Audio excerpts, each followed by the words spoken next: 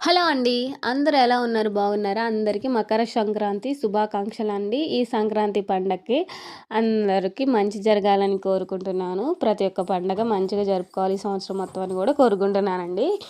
ఇంకా విషయం ఏంటంటే కొత్త వడ్డొస్తాయి కదా! సంక్రాంతి పండగ అనంగాల్నే ఏంటంటే ఎక్కువగా మనకి ఈ టైంలో ప్రిపేర్ అయిపోయి ఉంటాయి కదండీ! రెడీ అయిపోయి ఉంటాయి కదా! అదే కోతలు కోసి వడ్డు నూర్చేసి ఉంటారు కదా! సో, మేము కూడా కొత్తగా వడ్డు తీసుకున్నామండి. సో, తీసుకున్న వడ్డులో ఉంచి బియ్యాన్ని మరాడించి, ఆ వడ్డుని మరాడించి బియ్యంగా తయారు చేస్తాం కదా! వాటితో నేననేది ఫస్ట్‌గా వచ్చిన వడ్డుతో పొంగల్ చేస్తారు సంక్రాంతి పండగకి. పల్లెటూరులో అయితే ఎక్కువగా ఇలానే చేస్తారు. సో, నేను కూడా ఇక్కడ నైవేద్యం అయితే ప్రిపేర్ చేసేస్తున్నానండి. దానికోసం ఏంటంటే పాలు తీసుకున్నాను. ఇంకా ముందుగా బియ్యాన్ని తీసుకుని సగ్గుబియ్యం, కందిపప్పు నానబెట్టుకున్నాను కడుక్కొని. దాన్ని పాలు మరిగిన తర్వాత రైస్ వేసేసి దాంట్లో రైస్ మరిగిన తర్వాత బెల్లం వేసానండి. బెల్లం కూడా కరిగిపోయిన తర్వాత ఇలాచీ పౌడర్ వేసి లాస్ట్‌లో ఒక స్పూన్ నెయ్యిలో జీడిపప్పు, కిస్మిస్ వేయించేసి ఆ వేయించిన కిస్మిస్‌ని ఈ నైవేద్యంలో వేసానండి.